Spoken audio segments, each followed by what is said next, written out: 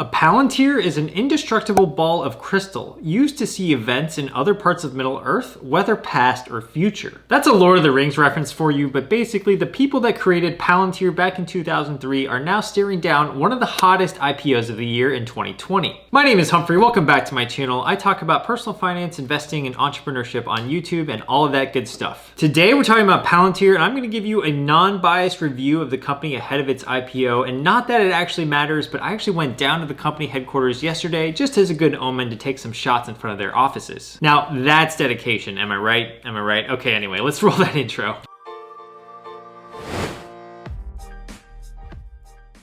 So today we're talking about all things Palantir. First, I'm going to give you an overview of what Palantir is, what they actually sell, and who their customers are, because a lot of people seem to be in the dark about this. Second, we're going to take a look into their S1 filing and their financials to see how well this company is doing and how they're trending ahead of their IPO. Third, we're going to go over their future outlook as well as their risk factors that are associated with this company. And lastly, I'm going to answer whether or not I'm going to add this IPO to my portfolio. So let's get right into it. What is Palantir?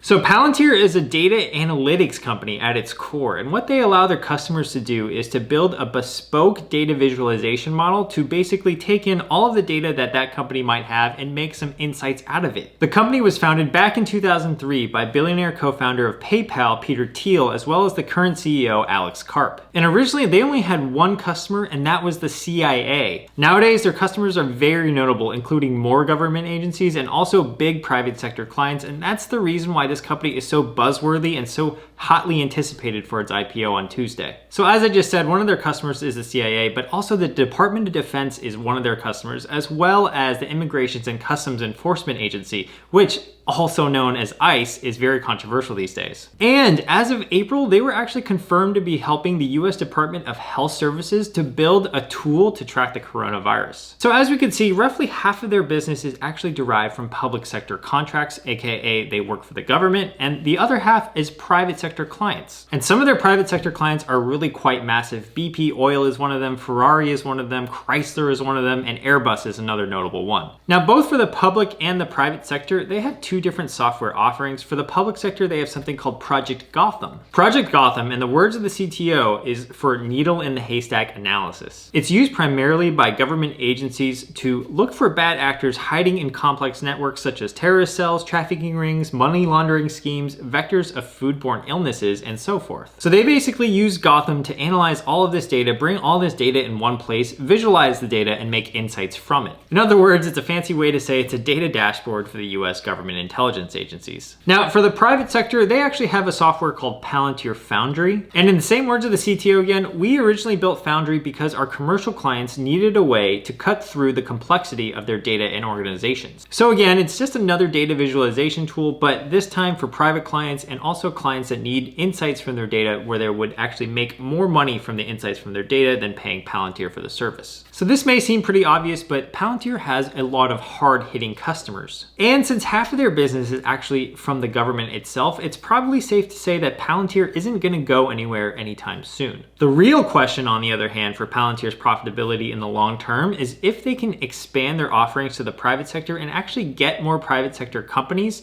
to the point where they are profitable. One of the problems with that, though, is that Palantir's software offering on average costs the customer $5.6 million a year. Now that's just straight from their S1. Basically, the average revenue of a Palantir customer for Palantir is $5.6 million, which means that only big companies can actually afford Palantir software. So let's take a look into their income statement filed in their S1. We can see some decent revenue growth here. From fiscal year ended in 2018 to 2019, their revenue actually increased from $595 million to $742 million.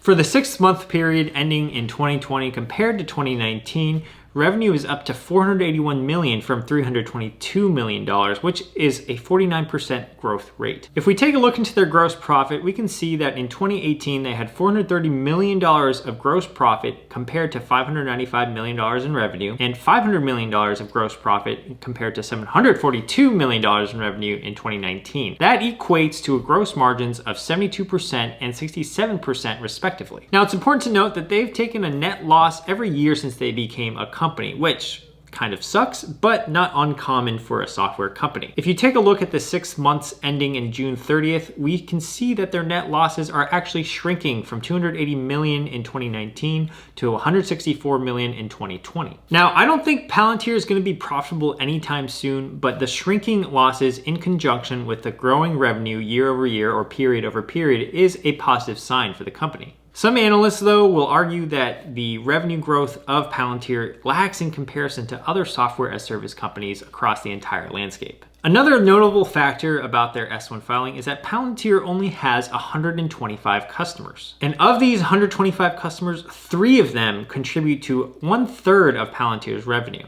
And while the average customer does spend about $5.6 million a year with Palantir, it's heavily top-end weighted. That just basically means the top 20 customers actually account for 67% of Palantir's revenue for every year. That can actually be a good thing or a bad thing depending on how you look at it, but we can actually see that the customers that do use Palantir are actually quite sticky, which means that they probably heavily rely on Palantir's infrastructure and software data analytics to actually keep their business going. The issue here, though, is that Palantir needs to get more customers in order to get to profitability quicker. And that's assuming that each additional customer actually adds positively into their gross profit margin. Now, in other words, I don't actually know if they make money right away on a potential new customer, but sometimes with a lot of these big data organizations, it actually takes a lot of resources to get a new customer up and running. And if it actually costs more to get a customer up and running before you actually start charging them for your services, you could actually be operating at a loss in the short term. So that's something we're not sure of, but we do know that Palantir takes each customer as an individual case-by-case basis, and they basically set up an entire data infrastructure just for them. The good news here is that the top 20 customers for Palantir have an average relationship with Palantir for 6.6 years. So as I said earlier in the video, Palantir has some hard-hitting customers, and that could actually be a really good sign, especially if they can sign on more customers that are just like their top 20.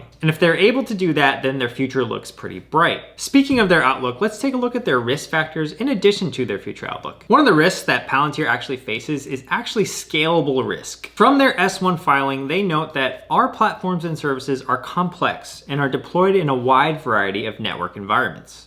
Implementing our platforms can be a complex and lengthy process since we often configure our existing platforms for a customer's unique environment. Basically, for every customer that they sign on, they deploy a lot of their own engineers and resources to go custom tailor a solution for that customer. This is not your typical SaaS company in which they just make one product and then they just roll it out to a bunch of other companies. They have to go in and custom make a software for each customer. And because of that, that actually takes a very long time, and that's one of the risks I see with Palantir is how quickly can they scale up their business if each customer takes a ton of resources away from Palantir. So this presents a risk with scale. They've been around for 17 years and they only have 125 customers. In my mind, I'm looking at that and I'm thinking, man, it must take a really long time to either sign on a customer or maybe just no one really wants their product. Now, I don't actually believe that nobody wants their product. I actually just think that it takes a very long time to integrate one new customer. And so that's actually one of my other risks. It's customer risk. When it comes to everything I know about Palantir through all the research that I've done, what it seems like is they don't have a custom software offering for a company that might make a more modest revenue per year, such as $50 or $60 million.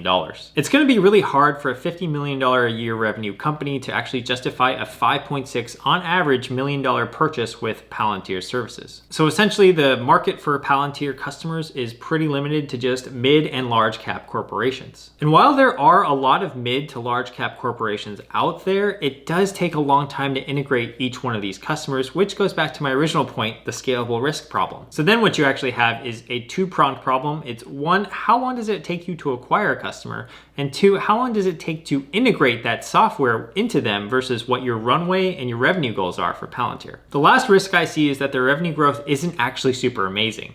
They've grown revenues 25% year over year. That's pretty good, but 91% of that revenue is actually coming from existing customers. That's actually pretty bad. That means they're getting more out of their existing customers and milking their existing customers, but they're not actually gaining more revenue from new prospects. There are some positives to take away in this situation, however, in terms of a future outlook for Palantir. The first positive is that their main customer isn't going anywhere, the government. And since half of their business is actually from the government, it's not like they're gonna have an antitrust problem like Facebook or Google, and it's literally like the government's on your side, so how could you actually fail? The other positive is that it likely won't go out of business because their top customers are so sticky and they're so entrenched in the Palantir web of software that they probably don't want to switch to another provider anytime soon. Lastly, they can always innovate and build new products to hit more markets. It's just whether or not they want to allocate those resources to it, but I'm pretty sure they have the capability and software engineering expertise to do so. So lastly, that brings me to my next point. Am I gonna buy this stock at its IPO? My answer is this. I'm definitely gonna buy some on IPO day. If you've been following my Patreon, you know that I've recently restructured my entire portfolio to be more diversified across all sectors. And I've left about 10% of my portfolio in cash for investments just like this one. This one being, I don't really know what's gonna happen with Palantir, but I'm gonna invest some of my money into it and see what happens in the long term. So I'm definitely gonna buy some on IPO stock day. I'm not gonna buy too much, but of the stock that I do buy, I'm probably holding it for a long period of time, such as 5, 6, 7, or even longer years. Again, I allocated 10% of my portfolio in cash just for flyers like this, and this is definitely one that I'm gonna take based on all the information that I've presented today. Quick disclaimer, I'm not a financial advisor, so anything that I just presented above doesn't mean that you have to do it as well. All right, if you got any value out of this video, please click the like button, subscribe to my channel for more videos from me, and click the notification bell because I drop a new video on YouTube once or twice a week. Feel free to follow me on Instagram. I post updates there pretty regularly, so if you're just bored scrolling the gram and you want to come see me or come say hi, please do. Also, a huge thank you to my patrons on Patreon. I've been sharing a lot about my stock restructuring, and in the future, I'll be updating my Patreon with more market news. So if you'd like to be a part of that there's a link in the description below. Lastly, if you'd like a free stock valued up to $1,600 when you deposit $100 with Webull, please check out the link in my description below. It's a really great trading platform.